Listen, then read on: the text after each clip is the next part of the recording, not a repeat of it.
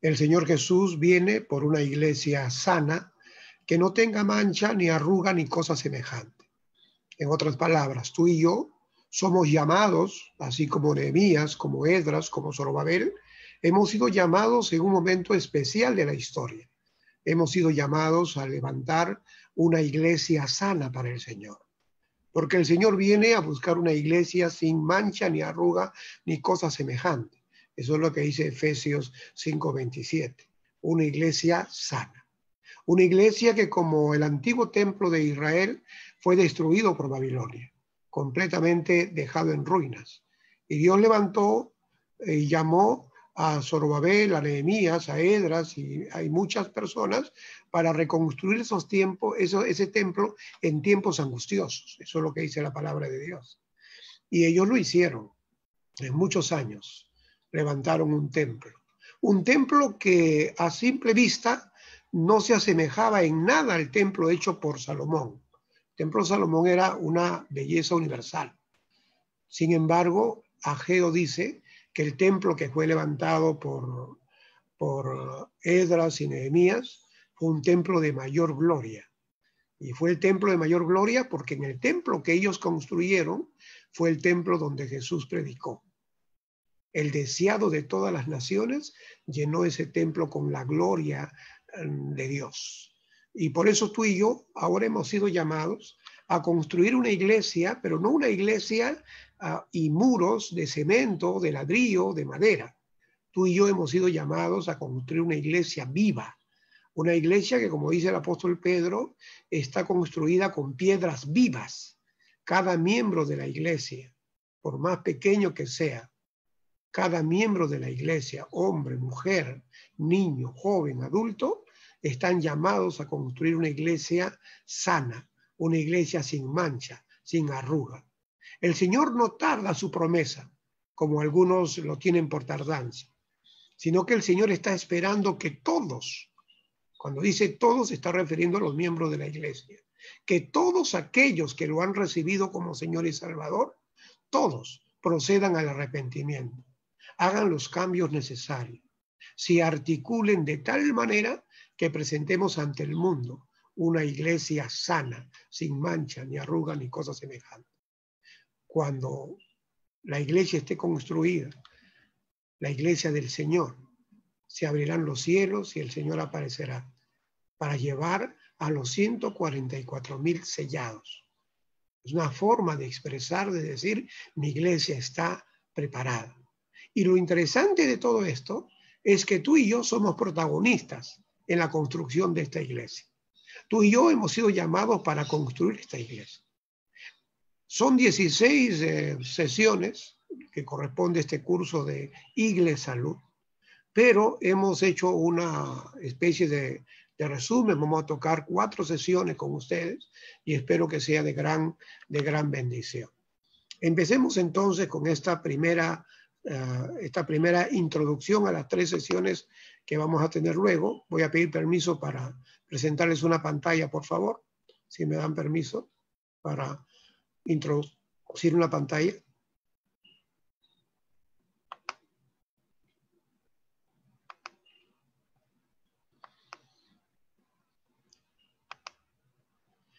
Me tienen que dar permiso ahí el anfitrión para yo compartir una pantalla con ustedes.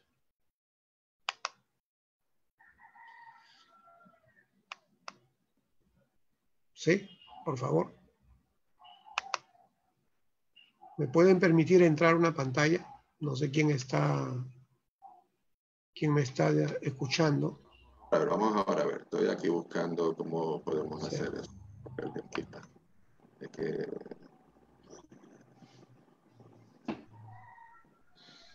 He preparado una serie de diapositivas para que quede más claro el mensaje para ustedes.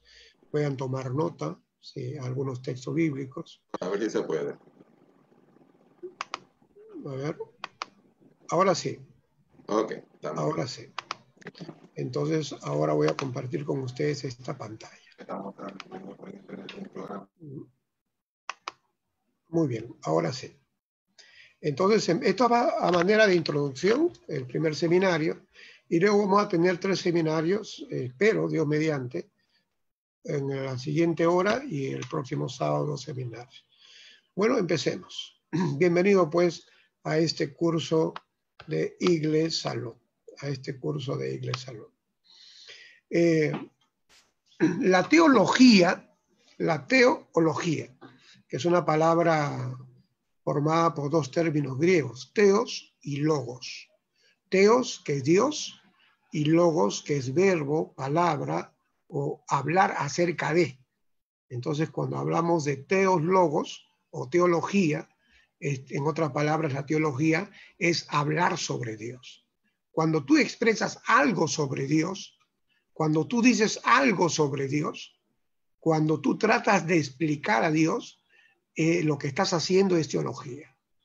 Es una teología, puede ser empírica, puede ser una teología aficionada, lo que sea, pero uno hace teología cuando uno habla acerca de Dios.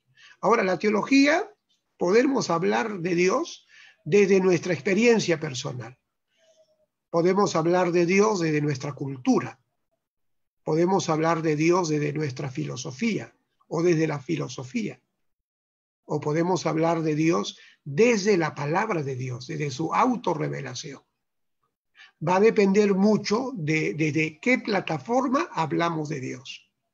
Va a depender mucho de qué fuente hablamos de Dios. Y es por eso que existen muchas teologías, diversas teologías, porque de alguna manera la teología es un quehacer humano con relación a Dios. Por eso que hay una diversidad de teologías y no todas necesariamente son buenas teologías. Pero la teología es una actividad muy humana. Tal es nuestra teología, tal será también nuestro pensar y nuestro actuar. En otras palabras, los conceptos que tú tengas de Dios van a determinar en tus pensamientos y en tu actuar. La teología que una iglesia tiene se refleja en su actuar y su pensar. La manera como un hogar, una persona, una iglesia piensa y actúa refleja el tipo de Dios que cree, el tipo de Dios que tiene. Por eso es importantísimo entender cuál es nuestra teología. En este curso de Iglesia Salud hablaremos de Dios. No podemos dejar de hablar de Dios y de hacer teología. Pero en este curso de alguna forma, nos esforzamos y con oración para hablar de Dios desde la manera como se da a conocer Él en su palabra. En otras palabras, quiero que tanto tú y yo a lo largo de este curso nos fijemos cómo se revela Dios en su palabra. Porque en la manera en que entendamos cómo se revela Dios, vamos a comprender mejor cómo trabajar como personas, como grupo y como iglesia. Vayamos un poquito a ver la deidad como principio. Miremos un poquito acerca de cómo se revela Dios en la Biblia. La Biblia empieza diciendo, en el principio Dios, Génesis 1:1.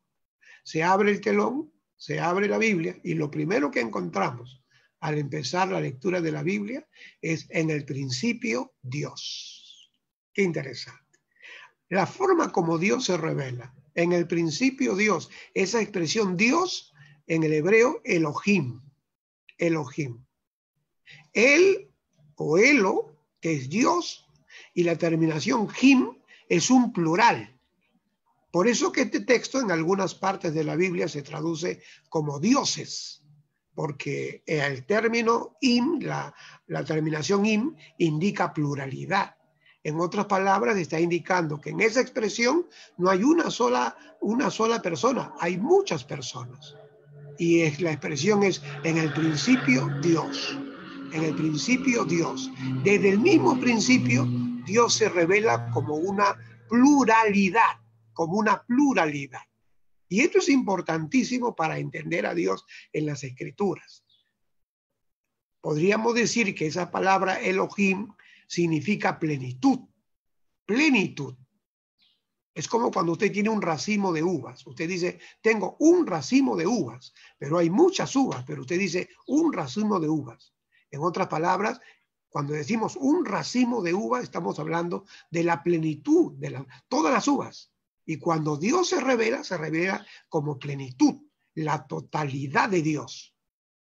Se revela como un equipo. En el principio, Dios, el equipo de Dios. En el principio, el consejo de Dios. La hermana Joy habla del consejo celestial. En el principio, el consejo de Dios. En el principio, la unidad de Dios. La unidad. Unidad no es uno. Está hablando del equipo. El consejo no es uno. Está hablando de un equipo. La totalidad y la plenitud. Esto va a ser importantísimo para entender la naturaleza de la iglesia, la naturaleza del hogar, la naturaleza de cada grupo. Es importantísimo que a todo esto en el Nuevo Testamento se le llama deidad. Cuando hablamos de la deidad, estamos hablando de la plenitud de Dios. Por eso es que deidad tiene una connotación de equipo, de totalidad, de consejo y de unidad. ¿Qué le dijo el Señor a Israel en Deuteronomio 6:4? Escucha, Israel, el Señor nuestro Dios, el Señor Elohim, el Señor nuestro Dios, el Señor uno solo es, o es uno solo. Pero esa expresión uno solo no indica en términos de solamente uno, indica en términos de unidad.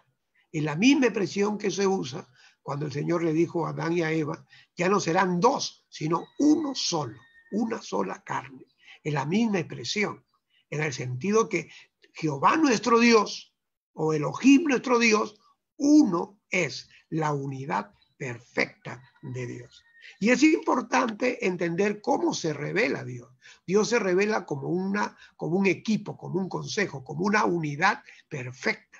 Y esto va a ser importante cuando hablamos de la iglesia, porque la misma naturaleza de la deidad es la misma naturaleza que Dios espera que se exprese en la iglesia. Por ejemplo, hablemos un poquito acerca de la unidad perfecta de Dios. La unidad perfecta de Dios se expresa en la deidad. Cuando Jesús ora en el Evangelio de Juan, capítulo 17, versículo 24, el Señor hablando de la iglesia dice, Señor, que sean uno. Es el interés de Jesús, que sus discípulos, que la iglesia que él estaba formando, que sean uno, así como tú y yo somos uno, que ellos sean perfectos en unidad. Es decir, el Señor quiere que la iglesia refleje la plenitud de Dios, es decir, la unidad perfecta de Dios. Dios es la deidad, y la deidad es el Padre, la deidad es el Espíritu Santo, la deidad es el Hijo. No individualmente, sino que todos ellos conforman la unidad perfecta de Dios, que es la deidad. Miren lo que dice Evangelismo, página 448. La hermana White dice, debemos cooperar con los tres poderes más elevados del cielo. Miren cómo le llama la hermana White. Habla de los tres poderes más elevados del cielo. No habla de un solo poder. Habla de tres poderes más elevados del cielo. Y menciona el Padre, el Hijo y el Espíritu Santo. Tres poderes. Los tres poderes. Pero esos tres poderes se revelan como perfecta unidad. Oye Israel, Jehová nuestro Dios, uno solo es. Eso es lo que se llama la deidad. Ahora, en esa deidad hay un orden de Dios. No hablamos de jerarquía, sino de orden. En esa deidad, en ese equipo de Dios, el Padre aparece como cabeza de la deidad. Él es el que preside la deidad, es cabeza de la deidad. El Espíritu Santo se revela en la Biblia como el consolador. Es decir, como el hombro. Pone el hombro para que tú pongas tus cuitas, tus cargas. El Espíritu Santo es el consolador. Es el que clama, Abba Padre, por ti. El que intercede ante el Padre cuando oramos. El Espíritu Santo se revela en las Escrituras como el consolador. Es decir, es un rasgo de la deidad. Como cabeza, como hombro. Y el Hijo se revela como corazón, entendiendo que corazón es misión, es testimonio. Entonces aquí aparecen tres rasgos de la deidad: cabeza, hombro y corazón. A estos rasgos Cuando la hermana Juárez habla de los tres grandes poderes, ¿cómo se revela Dios en las Sagradas Escrituras? Se revela como cabeza, como hombro, como corazón. Vamos a entender un poquito más. Hablemos del Padre. ¿Cómo se revela el Padre? El Padre se revela como cabeza de la deidad. En la deidad no hay jerarquía. En la deidad se maneja el orden de Dios. Es muy diferente estos conceptos. Nosotros los seres humanos hablamos de jerarquía. Hay un general, hay un coronel, y etcétera, etcétera. Hay uno que está por encima del otro. Pero en la deidad no hay esa jerarquía. En la deidad se maneja el orden de Dios. Son tres iguales entre sí que asumen encargos específicos en su gobierno. ¿Quién es mayor? ¿El Padre, el Espíritu Santo o el Hijo? Los tres son los tres poderes más grandes del cielo. Son Dios. Pero en ellos no hay jerarquía. Cada uno asume un rol importante en la deidad. El Padre asume el rol de ser cabeza de la deidad. Él es el que va a presidir la deidad. El Padre es cabeza de la deidad, es el que lidera y preside el concilio de la deidad. Es el siervo mayor del universo. Porque recuerden que cuando hablamos de líder, cuando hablamos de cabeza, Lucas 10:44 dice, en el mundo, todo el mundo quiere ocupar el primer lugar, pero entre vosotros no será así. El que quiera ser primero en el reino de Dios, tiene que ser el servidor. Entonces, cuando hablamos del líder en la Biblia, estamos hablando del servidor. Y el Padre es cabeza de la deidad, es decir, el líder de la deidad. Y por lo tanto, el Padre es el servidor mayor del universo. Es el que preside como siervo mayor. En Salmos 82:1 se habla de Jehová como el que preside el concilio de los dioses. Es una manera de reconocer al Padre como cabeza. Esto quiere decir, ahí tenemos al Padre, y el Padre es cabeza. En otras palabras, el Padre es líder de la deidad, es el que preside. En este caso, líder es entonces un rasgo de la deidad. Una manera como se revela Dios en la Biblia es que el Padre es cabeza, es líder, es un rasgo de la deidad, es el líder. Es un principio vital para la salud de sus hijos y de su iglesia. Vamos a ver más adelante que el liderazgo es un principio vital para cada cristiano, para cada iglesia. Hablemos un poco del Espíritu Santo como hombro de la deidad. El Espíritu Santo se revela como hombro de la deidad. El Espíritu Santo se revela en la Escritura como el consolador, como el hombro sobre quien ponemos nuestras cuitas y dolores. Juan 16:7 habla del Espíritu Santo, el consolador. Romanos 8:26 habla cómo el Espíritu clama, intercede por nosotros con gemidos indecibles. El Espíritu Santo es el hombro de la deidad. En Lucas 15:5 dice que el pastor encontró a la oveja perniquebrada y la puso sobre sus hombros. El hombro es una figura hermosísima para explicar acerca del trabajo pastoral. Y el Espíritu Santo es el hombro de la deidad, es el que trae consuelo, es el que trae descanso, el que trae paz. Por eso que el Espíritu Santo se revela en las Escrituras como el hombro de la deidad. Espíritu Santo, hombro, y cuando hablamos de hombro estamos hablando de la actividad del pastor. En otras palabras, en la deidad también se refleja el rasgo de pastor. No solamente el líder, sino pastor. Pastor es entonces un rasgo de la deidad y a su vez un principio vital para la salud de sus hijos y de su iglesia. El hijo, corazón de la deidad. El término corazón lo usamos acá como una metáfora porque el corazón late, vibra, y los hijos de Dios deben vibrar por amor de las almas. El corazón tiene que ver con la misión. Cristo, el Hijo, es el corazón de la deidad. Es decir, es el testigo fiel y verdadero. Cristo es el que se encarnó para traer el evangelio a los hombres. Él es el enviado para traer el evangelio, para dar testimonio del Padre. Él es el evangelista de la deidad. Es el que vino a dar testimonio de la verdad. Lo mismo le dijo a Pilato: yo he venido para dar testimonio de la verdad. Entonces, en la deidad, Cristo es el evangelista de la deidad. Para dar testimonio se encarnó, se hizo hombre, entregó el evangelio de Dios a los hombres y ofrendó su vida en la cruz. Siendo Dios, se hizo hombre, se hizo testigo. Entonces él, en la deidad, en el orden de Dios, él recibió el encargo de ser el que da testimonio de la deidad. Entonces tenemos al Hijo, él es el corazón, eso significa evangelista. Evangelista es entonces un rasgo de la deidad y a su vez un principio vital para la salud de sus hijos y de su iglesia.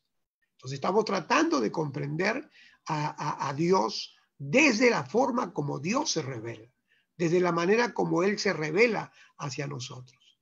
En otras palabras, se ha revelado como cabeza, como hombro y como corazón.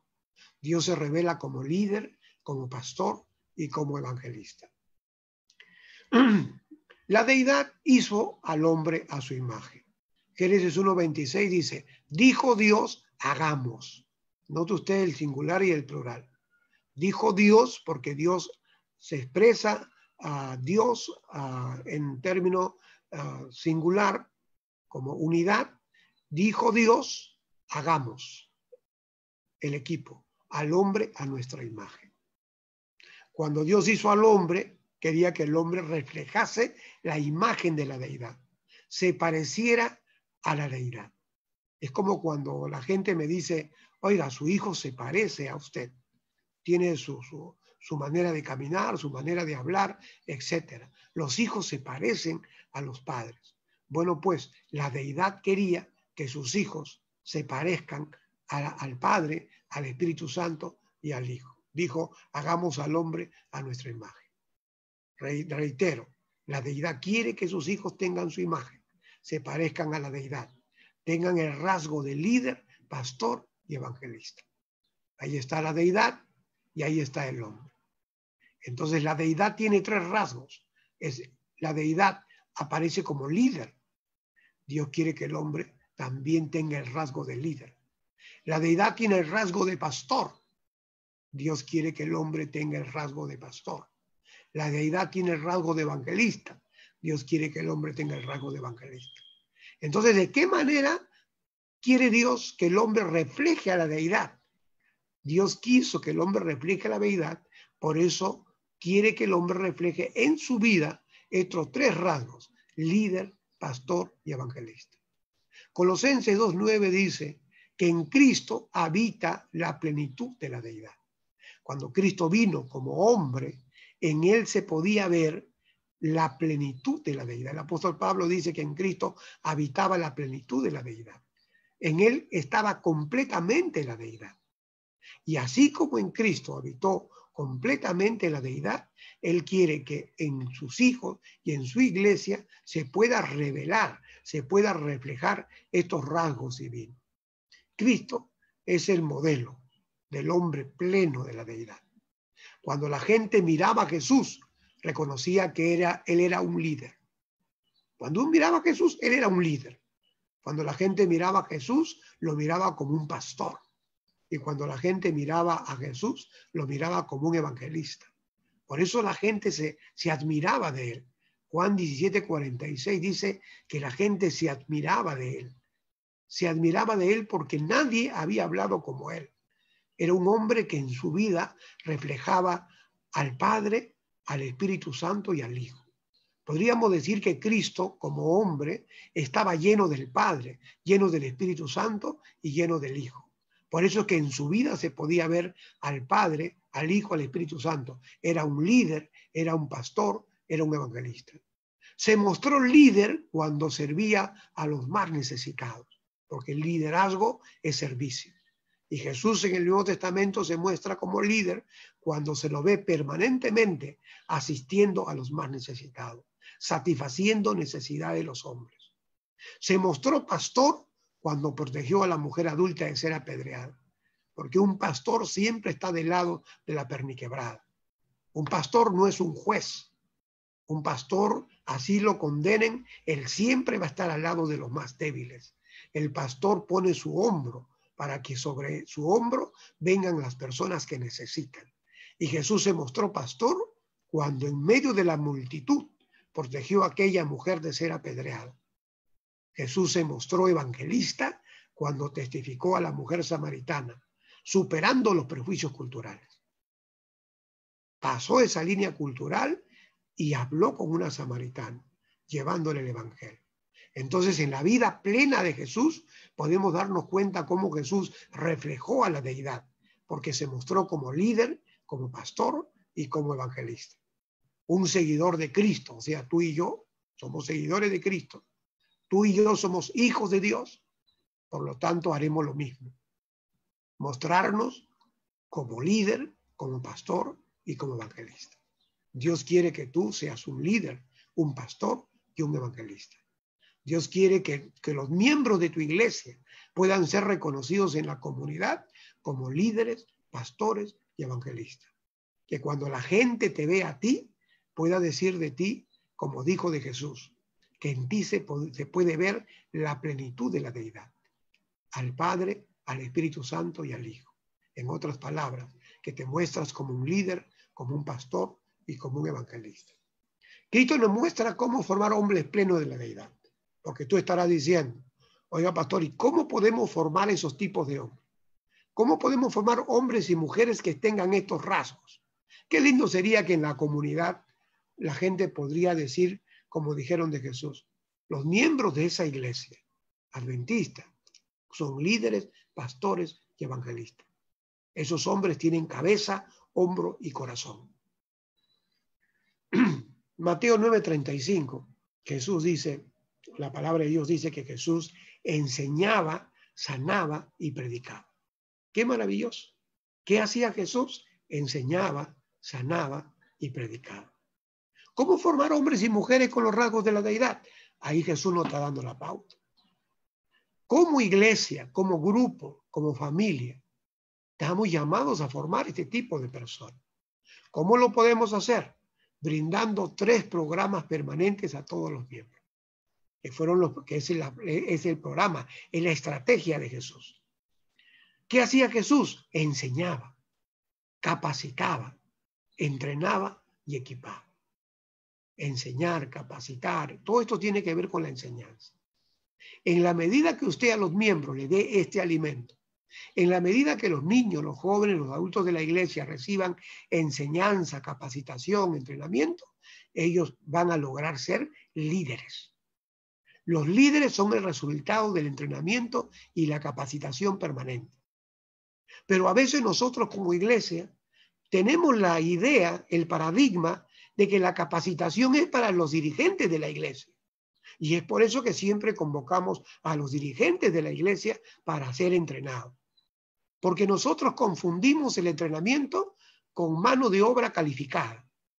Pero la palabra de Dios no presenta el entrenamiento como mano de obra calificada.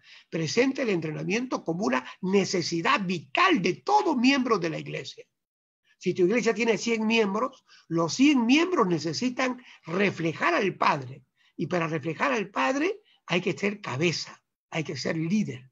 Y para poder lograr el liderazgo, usted necesita ser enseñado, ser capacitado, ser entrenado, ser equipado. A mayor entrenamiento, mayor posibilidad de que tus miembros reflejen al Padre como verdaderos líderes, verdaderos siervos. ¿Qué hacía Jesús? Sanaba, cuidaba, alimentaba. En otras palabras, pastoreaba. En la medida que un miembro de la iglesia reciba como servicio el alimento, el cuidado, la atención pastoral, el miembro va a obtener esta característica de pastor. En la medida que usted recibe, usted puede dar. Nadie puede dar lo que no tiene. Si usted al miembro de la iglesia le provee del servicio pastoral, él asumirá un compromiso pastoral también.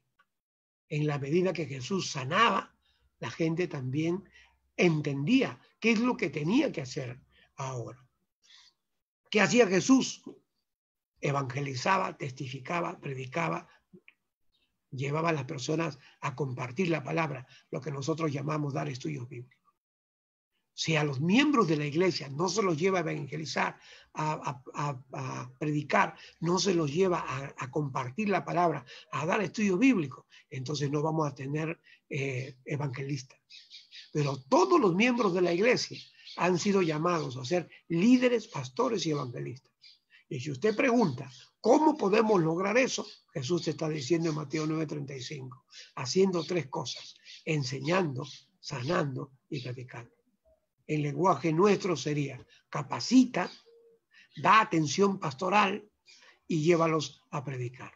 3 elementos claves que parten de la misma deidad. Por eso les decía al principio, tal es tu teología, tal es tus pensamientos y tus actos. Si tú logras mirar la deidad como líder, pastor y evangelista, vas a entender que vas a tener que formar miembros con esos mismos rasgos, plenos de Dios. Y Jesús te da la pauta, cómo lograr ese objetivo. Veamos un poquito la iglesia de Galilea en los días de Jesús. Una iglesia que no tenía cabeza, hombro y corazón. Según Flavio Josefo, historiador judío del primer siglo, Galilea tenía una población de más de 3,5 millones de personas. Era una población grande, más o menos como la isla de Puerto Rico, 3,5 millones de habitantes. Y dice que había alrededor de 247 sinagogas. Yo he puesto 200 ahí, pero más o menos dice que había entre 247 sinagogas, es decir, más de 200 sinagogas, iglesias grandes y pequeñas. Cuando Jesús empieza su ministerio, los 10 primeros meses de su ministerio terrenal, Él los empieza en esta región de Galilea. Es como si diríamos que Jesús, al empezar su trabajo pastoral, Él tenía más de 200 iglesias. Imagínense ustedes un pastor con más de 200 iglesias. Jesús dice en Mateo 9:36 que cuando recorrió durante los 10 primeros meses toda Galilea, Él dice que la iglesia estaba desamparadas, dispersas y como ovejas sin pastor. ¿Cuál era la situación real de la iglesia en los días de Cristo, de la iglesia de Galilea? ¿Cuáles eran la realidad de todas esas iglesias que Él comenzó a recorrer durante los 10 primeros meses? Estaban desamparadas, dispersas como ovejas sin pastor. En otras palabras, estaban sin enseñanza, sin capacitación, sin entrenamiento, sin equipamiento. En una palabra, dispersas y sin cabeza. Porque cuando una iglesia no tiene enseñanza, no tiene capacitación, no hace entrenamiento, no equipa a sus miembros, entonces estamos ante una iglesia sin cabeza, sin líderes. En otras palabras, dispersas. Una iglesia dispersa es una iglesia que no tiene guías, que no tiene mentores, que no tiene líderes en forma personalizada. Y esa era la situación de la iglesia de Galilea. Una iglesia dispersa, sin cabeza. Encontramos una iglesia sin sanidad, sin cuidado, sin alimento, sin pastoreo, sin atención pastoral.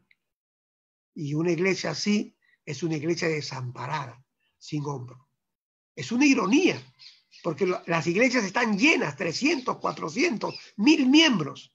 Y sin embargo el miembro, rodeado de tanta gente, se siente solo, porque no siente que alguien lo acompañe pastoralmente de manera real. Y entonces esa iglesia está desamparada. Decimos una iglesia sin hombro. Así estaba la iglesia de Galilea. Una iglesia sin atención pastoral. Finalmente, una iglesia sin evangelismo. Una iglesia sin testificar, sin predicar, sin dar estudios bíblicos. Una iglesia que había perdido de vista su misión. Una iglesia sin misión, sin dirección, no sabía dónde iba. Como las ovejas que no tienen pastor, no saben a dónde van, no tienen dirección. En otras palabras, iglesia como ovejas sin pastor, sin corazón. Una iglesia sin los rasgos de la deidad, era la iglesia de Galilea. Una iglesia sin cabeza, sin hombros, sin corazón. Una iglesia cuyos miembros no reflejaban liderazgo, pastoreo y misión. Veamos la iglesia de hoy. La iglesia de hoy en América Latina. Solo hablando de las iglesias adventistas. He hecho un estudio por muchos años en más de 1,000 iglesias en América Latina. iglesias de habla hispana. 3 de cada 100 miembros en las iglesias adventistas de América Latina reciben de manera permanente entrenamiento, atención pastoral y movilización misionera personalizada. En otras palabras, 97 de cada 100 no reciben estos servicios de manera permanente. Si usted tiene 100 miembros en la iglesia, pregúntese, ¿cuántos de los 100 miembros en este momento están dando estudio bíblico? Y se van a dar cuenta que no pasa de 3, de 4, de 5. Quiere decir que hay 95 que no están asumiendo su tarea de evangelista. Y lo mismo ocurre en los otros rubros.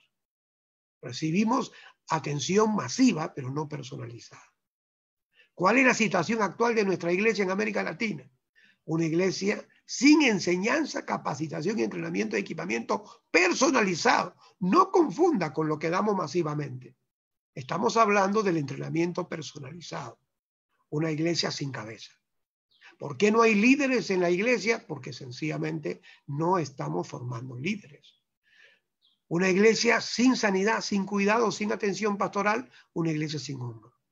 Y una iglesia sin evangelismo, sin testificación, sin predicación, sin dar estudios bíblicos, sin corazón.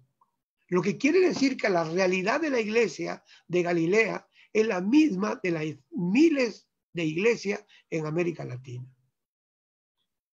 Una iglesia sin los rasgos de la deidad. Cristo quiere una iglesia sana, por supuesto. Una iglesia sana llena de la plenitud de la deidad. Una iglesia sana llena del Padre, una iglesia llena del Hijo y una iglesia llena del Espíritu Santo. No está hablando de uno, está hablando de 3. Usted tiene que buscar la plenitud de la deidad en su vida, no solamente lleno del Espíritu Santo, no solamente lleno del Hijo, sino lleno de la deidad en nuestra vida. Una iglesia unida es la mejor reflejo de una iglesia que ha alcanzado la plenitud de la deidad. Una iglesia que se mira como cuerpo, no como individuo. Una iglesia que se mira como cuerpo, porque nuestra teología bíblica dice que la iglesia es una unidad, es un cuerpo. Y por lo tanto reflejamos a la deidad como un cuerpo, perfectos en unidad como lo es la deidad. Una iglesia con todos sus miembros articulados en la misión. Si tú tienes una iglesia de 100 miembros, y solamente 5 de esos miembros están dando estudios bíblicos, tú no tienes una iglesia unida, porque no se habla de que un solo miembro del cuerpo va a hacer el trabajo. El trabajo lo tiene que hacer todo el cuerpo. Es como el cuerpo humano. El cuerpo humano tiene 206 huesos. El hueso más pequeño es el estribo que se encuentra en el oído, y el hueso mayor es el fémur. Ahora, el hueso menor podrá ser pues Carlito, que tiene 4 años en la división de infantes. Y el hueso mayor puede ser el pastor. Pero los 206 huesos tienen que estar activos. Imagínese que usted tiene un cuerpo de 206 huesos y solamente le funcionen 5 huesos. ¿Usted podrá decir que la iglesia está sana? ¿Existe algún cuerpo humano que solo funcione con 5 huesos operativos? Entonces, deja de pensar en la individualidad, piensa en el cuerpo, porque Cristo está viniendo a llevar una iglesia. Es tu responsabilidad y mi responsabilidad tener una iglesia unida como cuerpo, como la deidad. Por eso es importante que hablemos de una iglesia sana. Esta es una tarea urgente. Yo sé, yo entiendo, hay mensajes hermosísimos, hay mensajes que llegan al corazón, pero eso no está mal, hay que seguir haciéndolo. Pero, cuidado. Los mensajes van a la persona individual. Sálvese quien pueda. La salvación es personal. No amigo, no hermano. Es como una moneda que por un lado tiene una cara y a la otra. Por una cara el evangelio o la salvación es personal. Porque tú tienes que aceptar a Jesús en forma personal. Pero en el momento que tú lo aceptas, está la otra cara de la moneda. Pasas a ser parte de un cuerpo cuya cabeza es Cristo, hablando de la iglesia. Y entonces, si tú formas a formar parte de un cuerpo, entonces tú no puedes moverte como un individuo. Tú tienes que moverte como cuerpo. Tú no puedes de pronto decir, a mí me interesa irme a cantar hoy a tal lugar porque tengo el don del canto, Así tu iglesia no te dé el permiso, no tiene que darte permiso. Tú tienes que entender que eres parte de un cuerpo. Tú no te puedes mover por mover. Y por eso que el apóstol habla de los falsos maestros mutiladores del cuerpo. Cuidado con mutilar el cuerpo. Pero tú puedes mutilar al cuerpo cuando dejas que el 97% de tu iglesia no esté involucrado en la misión. Entonces, es tu responsabilidad buscar maneras y formas cómo lograr que el 100% de los huesos de un cuerpo estén operativos y trabajando. Porque un solo problema del cuerpo puede dañar todo el cuerpo. Y es por eso que es serio lo que estamos diciendo. Una iglesia con miembros que viven como líderes, pastores y evangelistas. Esa es la razón del Señor. Quiere tener una iglesia como que sus miembros vivan como líderes, pastores y evangelistas. Una iglesia en la que se vea de manera visible y corporal la plenitud de la deidad, como dice Colosenses 2:9. ¿Cuáles son los principios de Iglesia Salud que al término de esta primera charla podemos obtener en esta introducción? Unidad. Es importante la unidad. Pero cuando hablamos de unidad no estamos hablando en forma abstracta. De esa prédica, hermanos, seamos unidos. No. La unidad como concepto nos lleva a pensar que tenemos que involucrar a todo miembro. Esa frase no es un eslogan para una campaña, todo miembro involucrado, no, es una realidad doctrinal. Tenemos que lograr la unidad del pueblo de Dios. Y lograr la unidad del pueblo de Dios es valorar a todos los miembros de la iglesia. El hueso del estribo puede ser muy pequeño en el oído, pero es importante. Carlitos, que está en la clase de infantes, que tiene 4 años, tal vez puede no ser tan útil como el hermano que está en la división de adultos, que tiene mucho conocimiento como evangelista. Aparentemente te parece no útil, pero tú no has sido llamado a usar al hermano más capaz. Tú has sido llamado a preparar una iglesia para Dios. Por lo tanto, todos son importantes.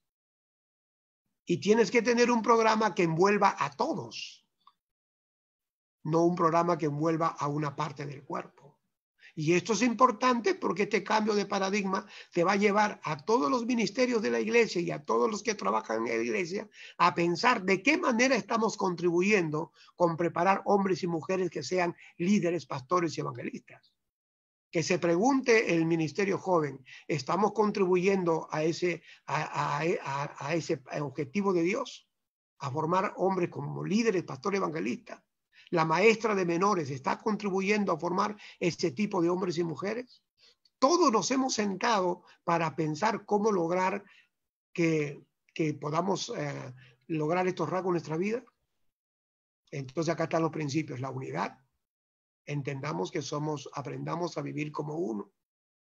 Líder, somos cabeza y no cola, porque Dios te llamó para que seas cabeza y no cola. Y tú al nacer para Dios naces como cabeza y no como cola. Y por lo tanto, mira a tus miembros como cabeza y no como cola. Dios te ha llamado para que asumas un compromiso pastoral. Somos pastores. El Señor le dijo a Pedro, hijo de Jonás, ¿me amas? Si me amas, pastorea mi rebaño. Carlos, Alberto, María, ¿amas al Señor de todo corazón? Si amas, entonces pastorea el rebaño. Mírate como un pastor. Siente que tienes una misión pastoral y actúa como tal. Eres un siervo de Dios, eres un líder, pero también eres un pastor. Y finalmente, mírate como un evangelista, porque naces en el reino de Dios como un evangelista. Naces en el reino de Dios como un líder, naces como un pastor y naces como un evangelista. Entonces, vivamos a la altura de nuestro llamamiento, porque Dios quiere que en ti se vea reflejada la plenitud de la deidad. Así que al introducirte este curso de Iglesia Salud, te introduzco estos principios básicos para que a partir de acá entendamos lo que vamos a decir en los próximos seminarios. Que Dios pues te bendiga, que el Señor te nutra y podamos en estos minutos aprender y desaprender. Espero que lo que acabamos de compartir haya despertado en ti el deseo de clamar diciéndole, Señor, ayúdame. Quiero reflejar en mi vida la plenitud de la deidad. Quiero ser lleno del Padre. Quiero ser lleno del Hijo y quiero ser lleno del Espíritu Santo. Que Dios te bendiga.